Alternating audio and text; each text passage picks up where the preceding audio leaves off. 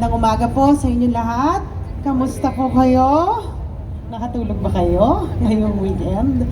Bago po ang lahat, gusto ko muna bumati sa ating napakagaling na alkalde, si Yorme Isko Moreno Dumagoso, lahat ng department heads, mga konsehal, mga miyembro ng sanggunian, mga empleyado ng sanggunian, at lahat ng mga narito ngayon.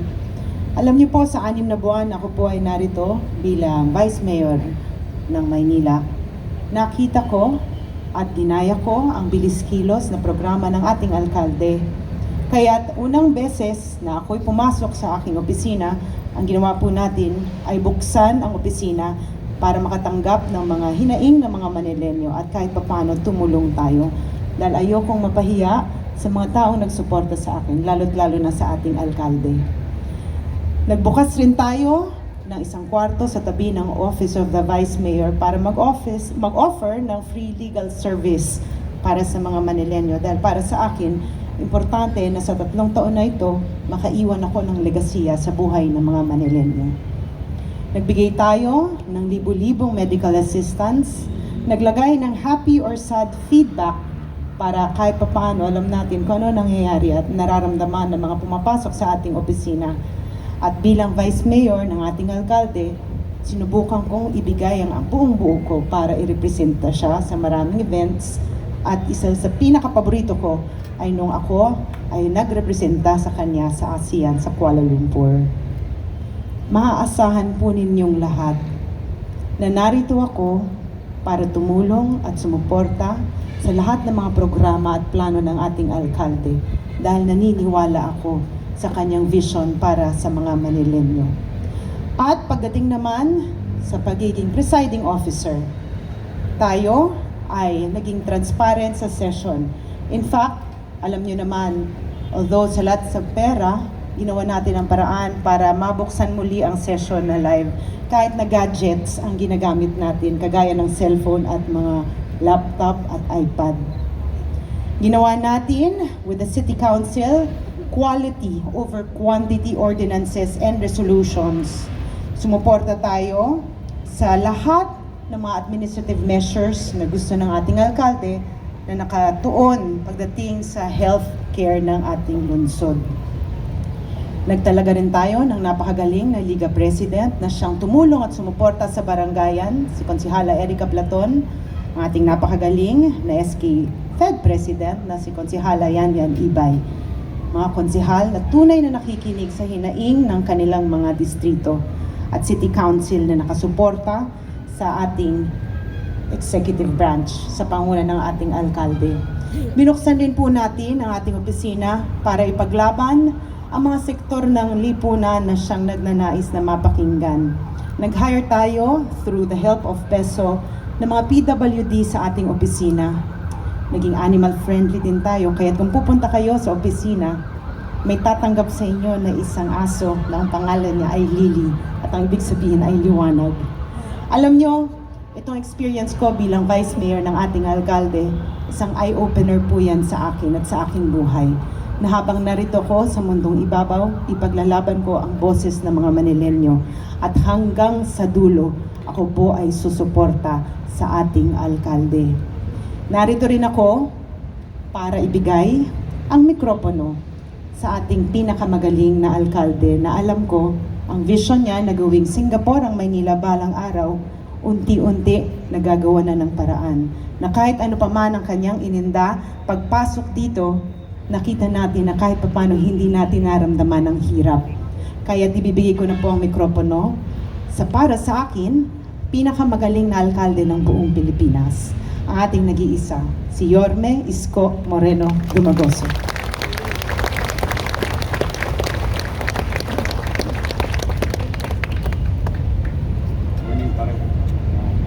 Maraming salamat, Madam Vice Mayor. Palakpakan po natin ang pinakamagandang Vice Mayor sa buong Pilipinas.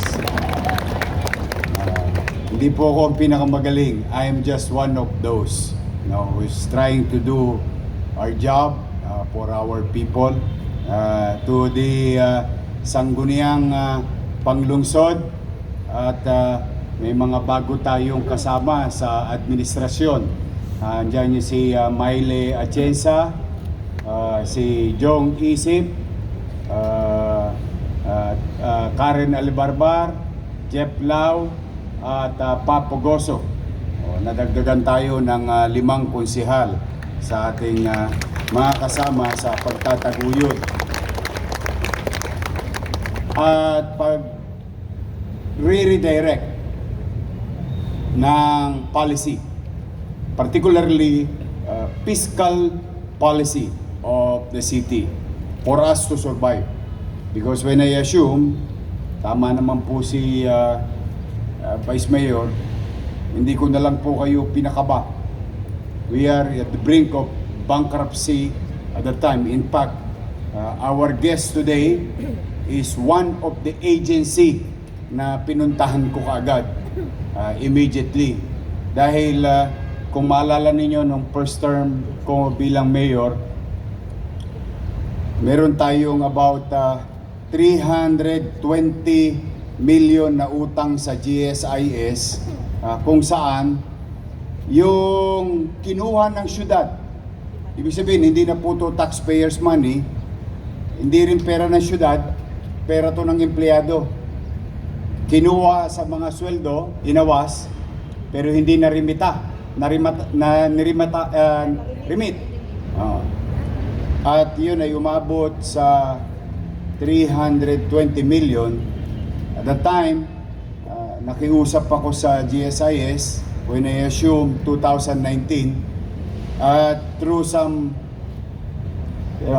negotiation, it went down to 180 million para maging updated ang lahat ng empleyado ng lungsod ng Maynila. Kasi sa puso't isipan nyo, updated kayo. Kasi kinaltas na eh. Kaya lang hindi ni-remit ng inyong pamahalaan. Bagamat nagkaganon, ginawa na lang natin ang paraan sa kabutihan loob ng GSIS na ipababa na natin sa principal, which is about 180 million, tapos binumbay ko pa. Pumayag sila na bumbayin ko. Babayaran ko buwan-buwan sa loob ng 12 months, tapos with the promise and commitment that the current obligation should be paid.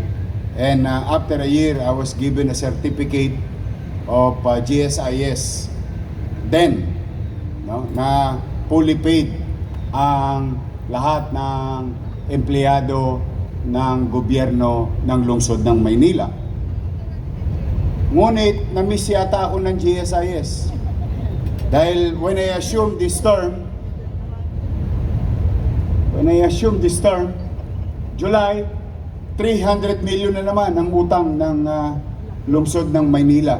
Yes, wag po kayo magugulat, yun po talaga ang katotohanan. Sa kwentada nila, mayroon tayong 300 milyones na obligasyon. Pera nyo na naman. Hindi ni-remit nung mga nagdaan.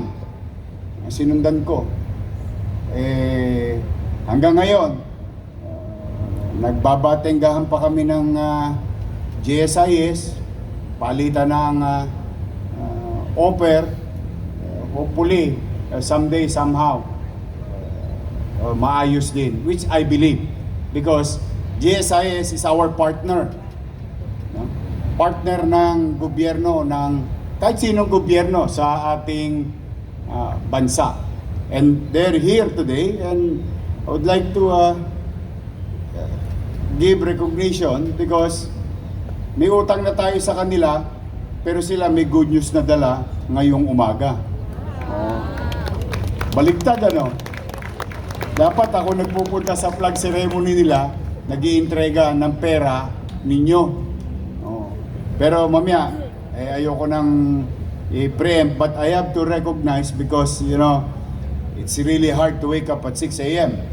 to go to 7 o'clock flag ceremony ng Manila City Hall. Alam niyo yan. Ako, Diyos ko. Ngayon pa, lamig-lamig. Parang Pasko pa rin. But I would like to recognize Attorney Jason Teng, Executive Vice President, Lea Melissa D. De Leon, Senior Vice President, Eric G. Bundak, Vice President, Attorney Wilma R. Padi, Claims Lawyer, Tristan Hernandez, OIC Manager, Mia Liquigan, Marketing Officer, Jonah Lu Bulandres, Rose Virgin Fe, Abayan, Rose, wala ko nang magpalit, Rose, Abayan, BP Mark Surillo, Job, yan.